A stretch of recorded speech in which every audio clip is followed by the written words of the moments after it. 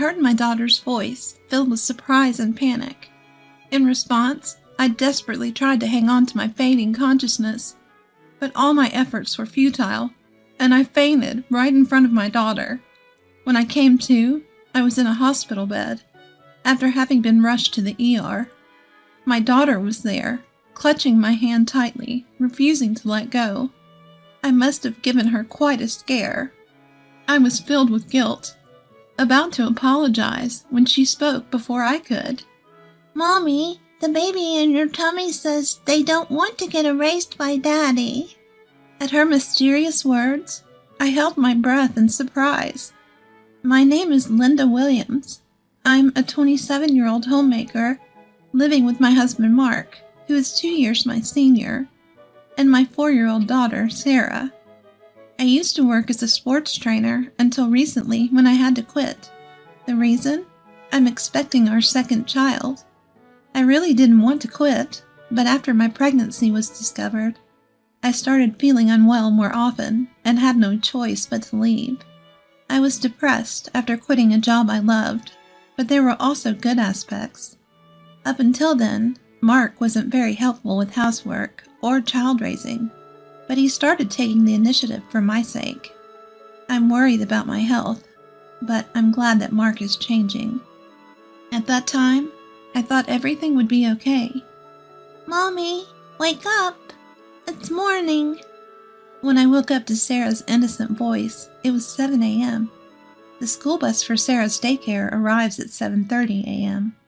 I jumped up in a hurry. "Shoot, Sarah, we need to get ready quickly." "What's wrong?" "We overslept. If we don't hurry, the bus will be here." While rushing my confused Sarah and leaving the room, I realized that I hadn't seen Mark anywhere.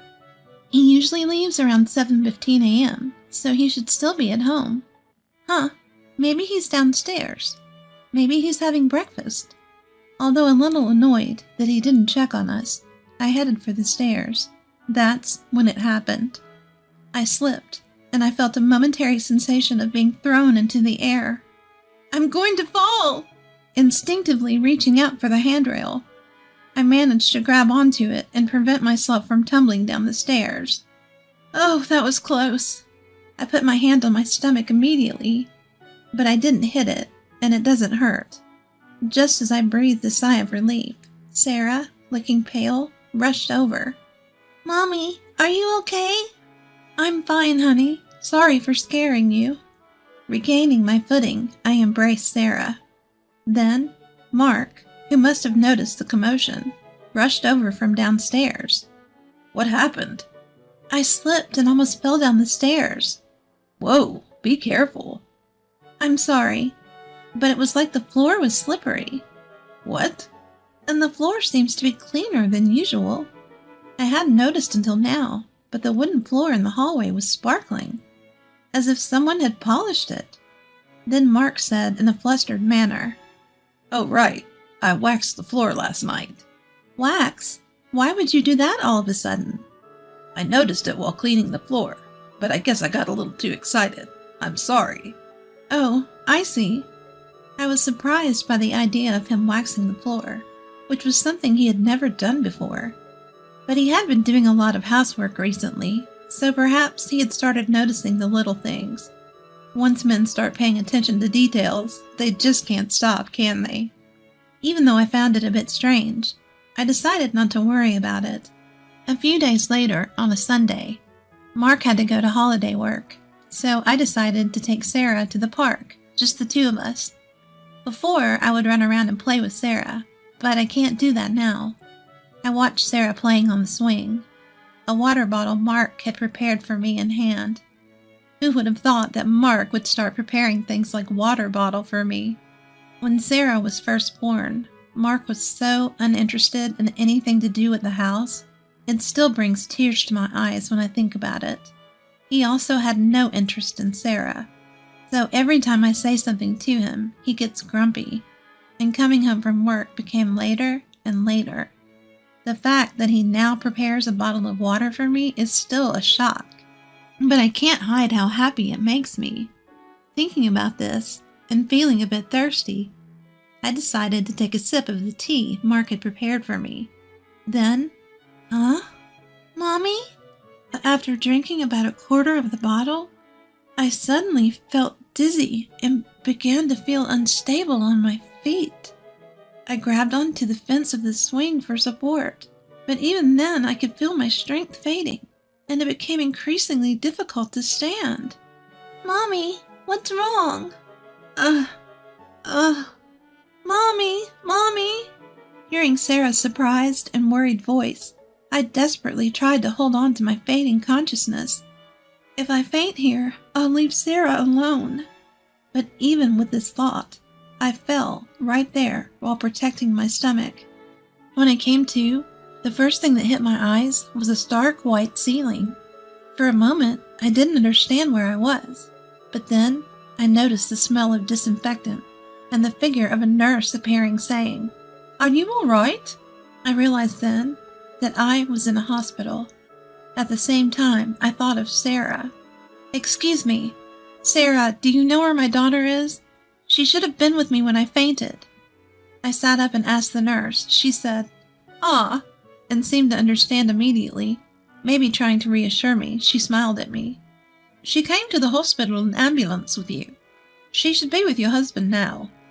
"My husband?" "He left work early to come here. He arrived a little while ago. He's such a caring husband." The nurse said that she would go and call them, and then left the room. Feeling relieved that Sarah was not alone, my head started to spin again, and I collapsed on the bed. Why, when there was no issue during my previous prenatal checkups? Was it because I moved around too much, or did I eat something bad? As these thoughts spun around in my head, I suddenly remembered the tea from the water bottle that I had drank just before I fainted. Come to think of it, that tea. Just as I thought about this, the door opened, and the nurse, a doctor, Mark, and Sarah came in. Mommy! "Sarah, I'm glad. I'm sorry for leaving you alone." I'm okay, but what about Mommy? Are you okay, Mommy? "Yeah, I'm all right now." As I patted the head of Sarah, who had rushed over to me, the doctor smiled next to me. In the end, it was decided that I would be hospitalized for 2 or 3 days. After a thorough examination by the doctor and the nurse, they left the room. Mark said, "I'll go buy a drink," and he also left. In the hospital room, it was just me and Sarah. Then, Sarah seemed a bit restless and looked like she wanted to say something. "What's up, Sarah?" Mommy, can you keep a secret from Daddy? "Huh? Okay, but why?" Although I was wondering why, I nodded in agreement, and Sarah brought her face closer to me with a serious look. The baby is saying that they don't want to get erased by Daddy. "Huh?" I was momentarily speechless, unable to understand what Sarah was saying. Sarah then pursed her lips in dissatisfaction and spoke a little louder. The baby is saying Daddy's being mean, and the tea in the water bottle. At these words, I was taken aback, because I too had sensed an unusual bitterness in the tea from the water bottle. At the time of drinking, I thought maybe Mark had bought a different type of tea than usual and didn't give it much thought. But thinking about it now, I was hit by a terrible dizziness just after drinking that tea. I had a slight feeling somewhere in my heart that there might be some relation to the fainting incident. But what does it mean by the baby is saying? "Hey, Sarah." "I'm sorry I'm late. The cafeteria was crowded." Just as I was about to ask Sarah properly, Mark came back into the room. I swallowed my words in surprise, and Sarah seemed uncomfortable and buried her face in the bed. Mark looked at her with a puzzled expression. "Something happened?" "No, it's nothing." Well, whatever. I'm going home for today. I have to work tomorrow. Just rest up, okay?" Mark took Sarah's hand and left, but my daughter showed a momentary reluctance to leave. "Let's go home with Daddy today. Mommy is staying at the hospital." Okay. I can't help but feel uneasy about my daughter, who followed him without saying anything. I wonder if Sarah is okay. I was worried, but there was nothing I could do at the moment. I just had to make sure I could be discharged as soon as possible and crawled into bed. But I couldn't fall asleep easily, as Sarah's puzzling words kept coming to my mind. 3 days later, I was allowed to discharge. As my husband was working, my friend Kimberly came to pick me up. Kimberly was a friend from the same gym I worked at. She has been looking after me since I quit due to my health condition. I was shocked to hear you had fainted, but you seem to be doing much better than I thought. I've been sleeping so well in the hospital that I feel much better. I'm glad. I was worried because you're pregnant.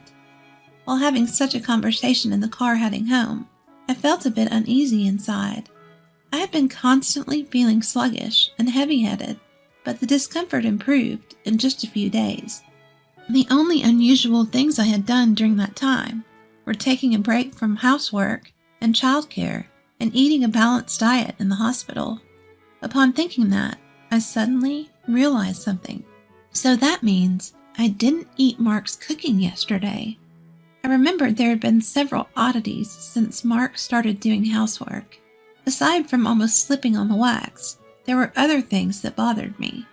For instance, things were placed in spots where they usually aren't, causing me to trip. Or the time I was told the shower was ready, but it turned out that the hot water tank was empty and cold water came out. Such incidents occurred frequently, especially when cold water came out. I rushed to the hospital out of concern for the baby in my belly, as it was in the winter. Fortunately, there were no problems, but it was a really nerve-wracking event. Of course, I thought these were just mistakes due to Mark's inexperience with housework. However, reconsidering now, each of them seemed to be something that could lead to irreversible consequences if one step was wrong. Linda, we're here. Yeah. Before I knew it, we'd arrived at the house. Seeing my silence, she looked at me with worry. If you're feeling sick, you should say so, okay? Yeah, I will.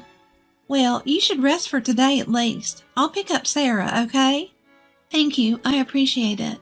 As we got out of the car together, I thought to myself that I should talk to Sarah properly once she's back. In the evening, Sarah returned home with Kimberly.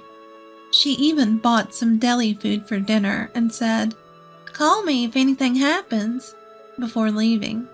She was like a superhero. I silently jumped for joy in my mind. Having dinner with the deli food that Kimberly bought, I felt unusually well, so I decided to talk to Sarah again. Can we talk a bit more about the other day? I asked, and Sarah nodded seriously. Can you talk to the baby in my belly, Sarah? Yes, Sarah nodded firmly. It was hard to believe, but I felt that there was no falsehood in her words. Then can you tell me again what the baby is saying? Well, the baby is scared of Daddy. Why? Daddy is trying to hurt us on purpose and separate Mommy and the baby. So the baby is clinging to Mommy with all his might. I was at a loss for words at this revelation. Her words, though clumsy, connected the dots I'd been feeling. Everything that felt off might have been deliberately planned to harm the baby. Feeling this, I shivered. Mommy, what's wrong? Are you in pain? Sarah, I'm sorry. I'm okay. Seeing Sarah's tearful face, I hastily embraced my little girl. And I made a decision, in secret. I have to find solid evidence, or no one will believe this. The next day, after watching my husband leave for work, I pulled something out of the back of the closet. It was a baby monitor we used when Sarah was an infant. If this reveals what he's doing, if it showed what I feared. The thought was so frightening, but if it showed nothing, that would be okay too. With a small hope in my heart, I hid the camera behind a houseplant. Then, a few days later, I mustered up the courage to check it. I can't believe this. It's too awful.